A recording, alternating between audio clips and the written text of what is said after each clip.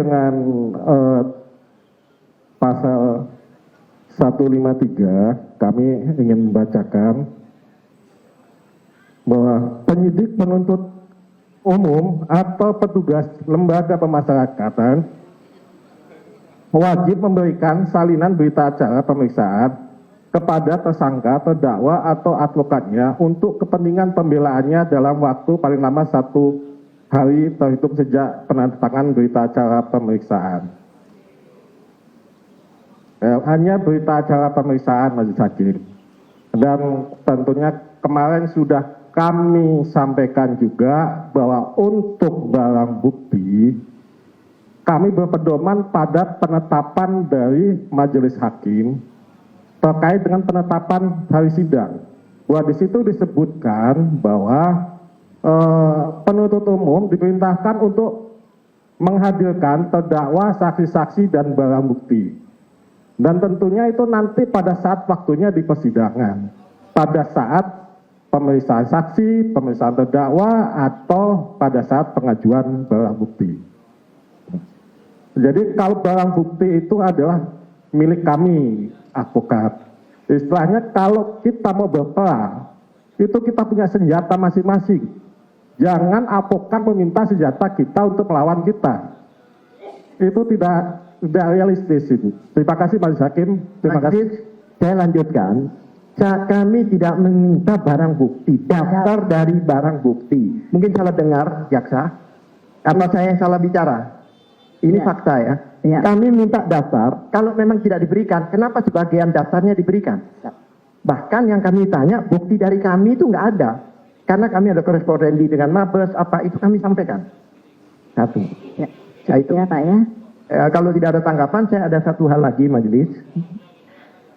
Selama ini, terdakwa ini kan wajib lapor di kejaksaan. Yang mana kan kewenangan sekarang kan kewenangan hakim ya. Kewenangan pengadilannya, apakah masih perlu wajib lapor di kejaksaan? Karena kooperatif kan artinya kenapa harus wajib lapor? Karena padahal ini sudah tidak berwenang lagi untuk ya. Jadi nanti untuk terdakwa ketika ada panggilan sidang kan ada penetapan ya.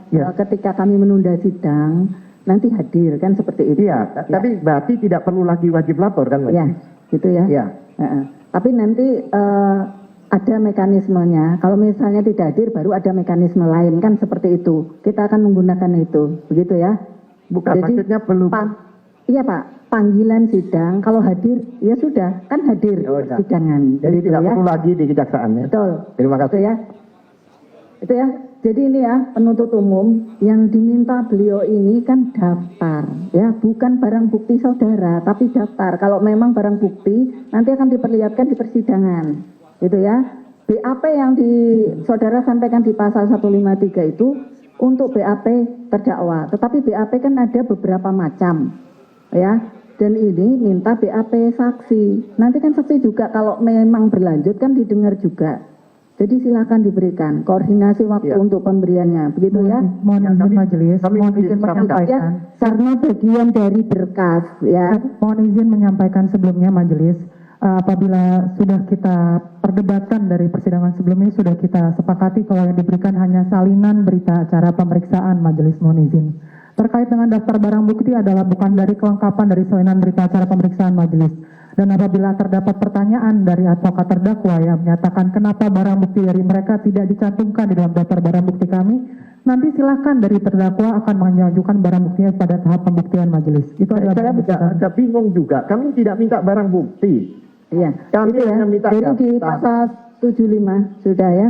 Jadi untuk dari berkas silakan diberikan. Mohon izin majelis, kami merasa sepertinya pengertian yang kami sampaikan sudah harusnya dimengerti oleh advokat terdakwa, jadi agar supaya tidak diperpanjang lagi majelis, mohon izin. Pasal daftar barang bukti tidak termasuk dalam salinan berita acara pemeriksaan. Terima kasih majelis. Majelis, ini hak kami majelis. Ya. Hak terdakwa. Lalu masa terdakwa diabaikan? Saya bertanya, ada apa? Satu, BAP. Selama saya sidang 30 tahun lebih majelis, itu yang namanya berita acara ahli diberikan. Berita acara ya. Karena di resume itu ada 26. Bahkan ada 4 orang ahli digital forensik. Itu. Oleh sebab itu kami minta ditetapkan kapan akan diserahkan pada kami. Ya. Ini berita acara pemeriksaan kan bukan hanya berita acara pemeriksaannya terdakwa, tetapi ada saksi dan yang lainnya, ada termasuk ahli juga gitu. Siap. Jadi BAP pemeriksaan tidak hanya BAP terdakwa. Mohon gitu izin ya. menanggapi majelis terkait dengan salinan berita acara pemeriksaan ahli memang sudah kami serahkan, namun apabila memang belum lengkap, kami akan setelah ini berkoordinasi dengan advokat terdakwa terkait dengan salinan berita acara pemeriksaan majelis. Mohon izin. Majelis. Terima kasih. Yang kami terima dari jaksa itu masih ada di mobil. Bisa nggak jaksa mencarikan di situ 26A berita Ya, acara? itu Faktanya Izin majelis, kami tadi sudah cukup menyampaikan kalau kami akan berkoordinasi dengan advokat terkait pemberian. Jadi sudah bersedia. Tidak perlu diperpanjang majelis nanti. tidak bersedia apa maksudnya? Ini sudah bersedia akan berkoordinasi untuk memberikan kekurangannya, begitu kan ya, dari penuntut umum bersedia Pak akan berkoordinasi untuk memberikan kekurangannya yang nggak sama. Ya, nanti berkoordinasi ya Pak ya, waktunya di luar persidangan untuk waktunya, begitu ya.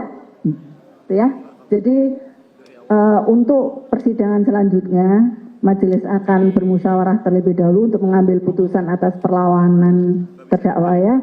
Sidang akan ditunda hari Kamis tanggal 23 Juli 2026 pukul 09.00. Ya, sidang selesai ditutup. Hadirin dimohon berdiri. Majelis hakim bersiap meninggalkan ruang persidangan.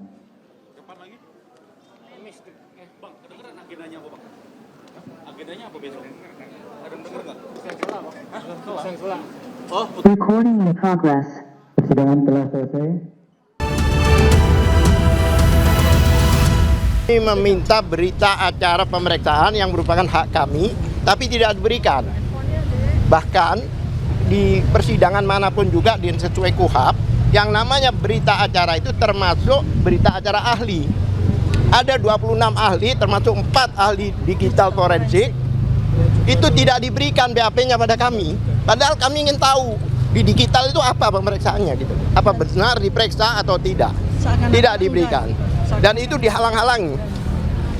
Bayangkan, kami berani mengatakan kami tidak akan memberikan dan sebagainya. Hakimnya mengatakan harus diberikan karena itu adalah amanat dari KUHAP. Diharuskan. Nah, pertanyaan ada apa ini? 26 ahli. Kami tahunya dari mana? Karena ada di summary. Kami diberi summary, itu ada ahli-ahli itu. Ya kan, ada beberapa profesor, beberapa doktor dari universitas, yang mana ya otomatis universitasnya juga bertanggung jawab kalau ada kekeliruan di situ kan. Itu satu. Kedua, beliau ini kan masih disuruh wajib lapor di kejaksaan. Kan sekarang itu kan kewenangan bukan kewenangan kejaksaan lagi. Kewenangannya ada kewenangan hakim.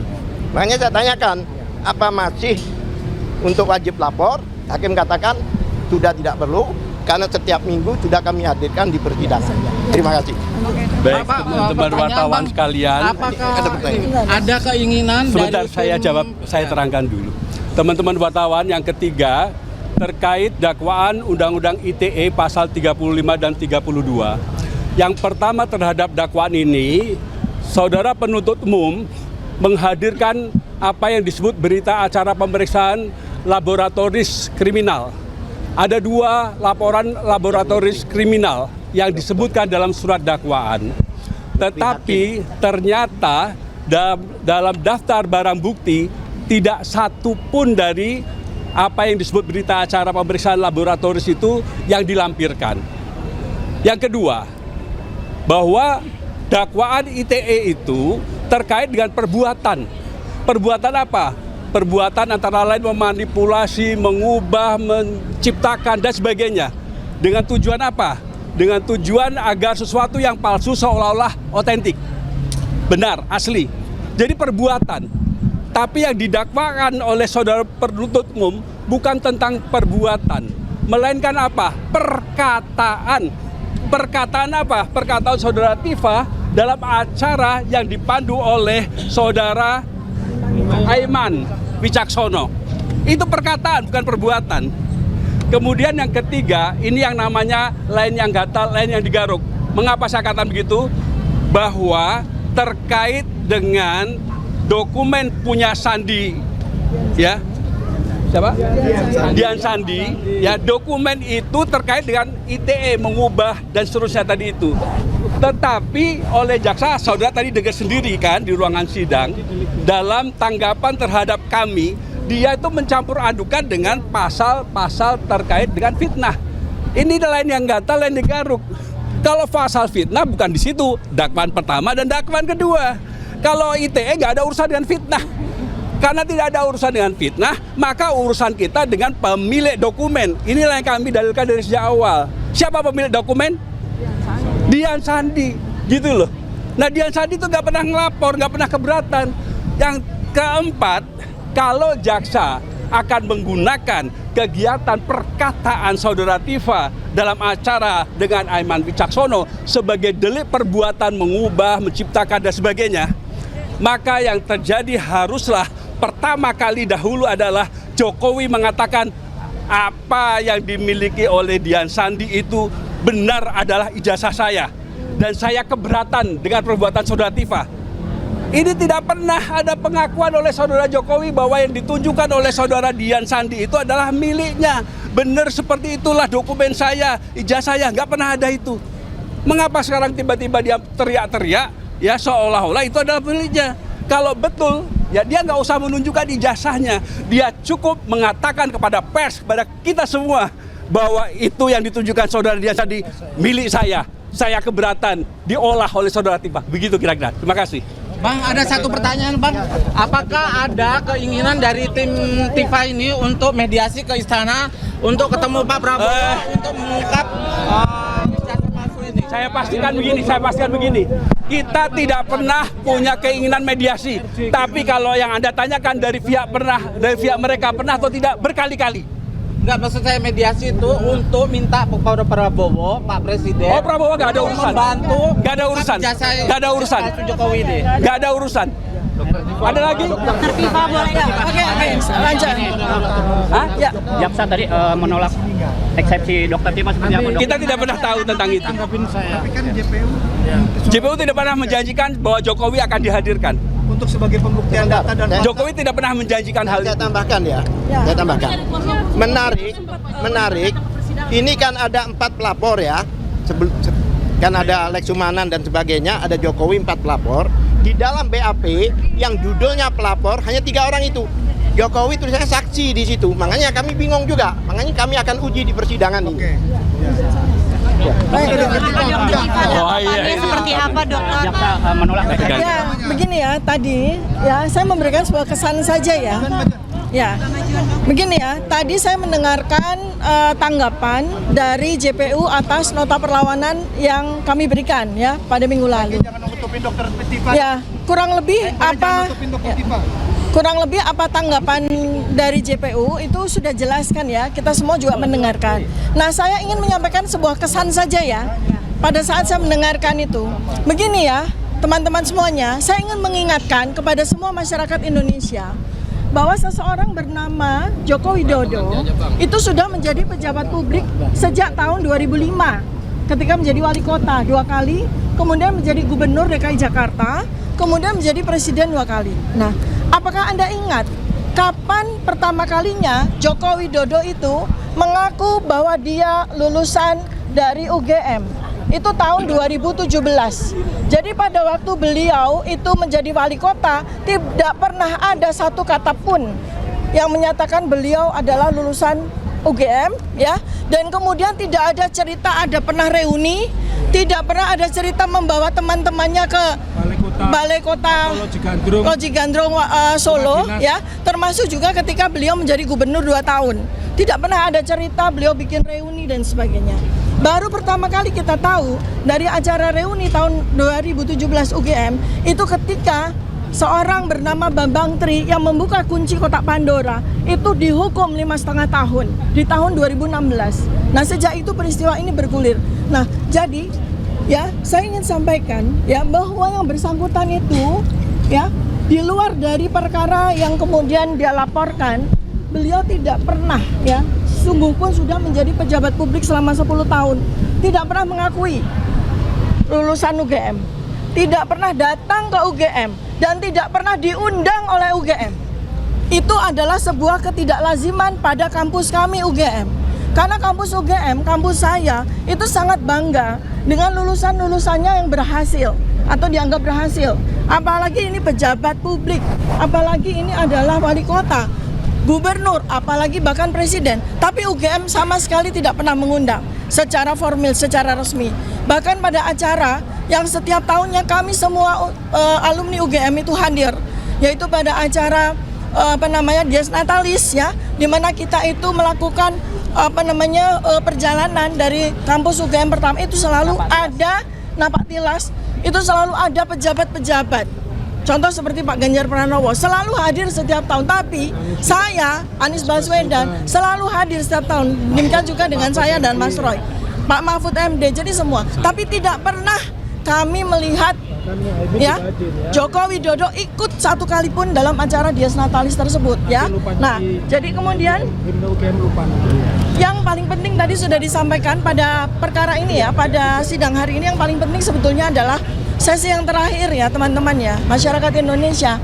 Anda semua bisa melihat betapa enggannya, betapa tidak maunya jaksa penuntut umum menyerahkan berita acara BAP dari ahli ya, sebanyak 26 orang ahli yang dihadirkan oleh Polda Metro Jaya. Padahal 26 ahli itu resumenya ada, tetapi di BAP mereka tidak ada. Ini sudah sidang ketiga. Karena seharusnya sebelum sidang berjalan, pada sidang pertama itu BAP sudah diserahkan kepada kami lengkap, selengkap BAP yang diterima oleh hakim. Tapi kami sudah meminta 3 kali, melalui surat sudah kami minta, melalui sidang juga kami minta, sampai sidang yang ketiga ini BAP yang kami terima itu belum lengkap juga, dan itu jantungnya. Itu yang paling penting, yaitu ahli dari Polda Metro Jaya dan 4 orang ahli digital forensik. BAP-nya tidak kami terima. BAP lab forensik. BAP lab forensik itu tidak kami terima sampai dengan hari ini. Ya, itu yang paling penting di dalam sidang ini. Nah, mudah-mudahan kita semua berdoa agar minggu depan, di mana jawaban atas eksepsi kami itu diberikan dengan penuh hikmat kebijaksanaan, dengan penuh kecerdasan akhlak, hidayah dari Allah Subhanahu wa taala kepada para hakim. Amin. Ya, supaya hakim memberikan keputusan yang seadil-adilnya dan sebenar-benarnya. Terima kasih.